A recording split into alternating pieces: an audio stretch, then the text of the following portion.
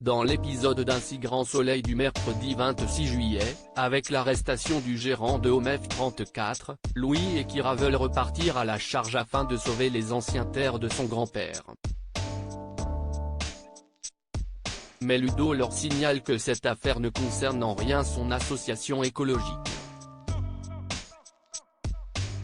Surtout, il en veut à Louis d'avoir partagé une vidéo sur les réseaux dans laquelle il assure avoir son soutien. Remonté, Louis insulte son association. Mais sur le chemin du retour, il regrette de s'être emporté et ses neveux d'avoir diffusé cette vidéo. Au même moment, il reçoit un appel de Ronan qui lui apporte tout son soutien et lui assure qu'il l'épaulera s'il organise d'autres actions.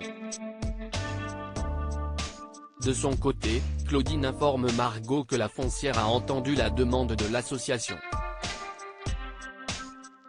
En revanche, ils ont été refroidis par la vidéo qui circule sur les réseaux sociaux. Ils réduiront donc de 2 hectares leur terrain pour préserver la zone sensible, uniquement si l'association fait un communiqué et une conférence de presse pour se désolidariser de cette vidéo. Margot n'a pas d'autre choix que de convaincre Ludo et Noémie, puisque le cabinet doit absolument rassurer les actionnaires. Noémie est contre, s'il accepte, ils vont se griller dans toute la région comme défenseurs de l'environnement. Ludo est tiraillé pour Margot qui va en pâtir. Mal à l'aise, Margot informe Claudine du refus de l'association. Furieuse, l'avocate décide de mettre un terme à leur collaboration. Elle en profite également pour reprocher à Margot ce partenariat désastreux et son incapacité à gérer la moindre crise. Jamais, elle n'aurait dû miser sur elle. Claudine reçoit ensuite Milo, François Laumière et Elisabeth et leur suggère de repousser de quelques semaines la suite des travaux, le temps que l'affaire se tasse. Cette vidéo peut en effet leur porter préjudice.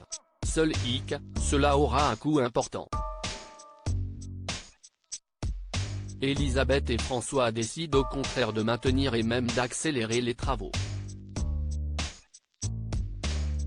Maëva et Robin passent, enfin, à l'acte plus tôt dans la journée. Interviewée par Marc, Elisabeth s'était dit horrifiée par la mort de Vincent Garand et précisait qu'il allait tout faire pour prouver que OMF34 est une société fiable et humaine. Marc avait alors fait allusion à la construction du lotissement sur l'ancien terrain de son père. Elisabeth s'était engagée à ce que la charte environnementale soit respectée. Au palais de justice, le juge Laplace a mis en examen le gérant de OMF34 qui risque une peine de 10 ans de prison et 1 million d'euros d'amende. Enfin, afin de redorer le blason de OMF34, François Laumière a quant à lui contacté Karine pour lui présenter ses excuses. Il s'est désolidarisé du gérant et lui a proposé un nouveau logement à un prix très intéressant. Stupéfaite par ce sans-gêne, Karine rétorque que la mairie saine est déjà chargée et raccroche. De son côté, Maëva rejoint Robin pour lui annoncer s'être inscrite pour le second tour du concours de graphe et le remercier de son soutien. Surtout, elle en profite pour l'embrasser pour la première fois. Les deux jeunes passent ensuite un moment intime. Becker, lui, a fait un retour au commissariat sous les applaudissements. Mais alors que Manu, Élise et Hakim voulaient l'inviter à boire un verre pour fêter sa réintégration, Clément a refusé. À la place, il rejoint Nora à qui il a donné rendez-vous pour parler de ce qu'il s'est passé. Celle-ci vit mal sa mise à pied et a honte de ce qu'elle a fait. Becker la rassure et estime qu'elle n'est pas la seule responsable. Il se reproche d'avoir suivi l'ordre de Laurent Geoffroy au lieu de prioriser la sécurité des personnes présentes. Mais ça ne change rien pour Nora. Elle a paniqué et juge ne pas être faite pour ce travail.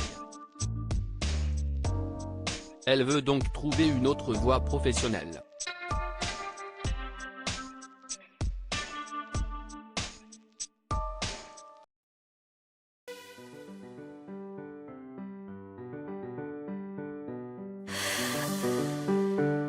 나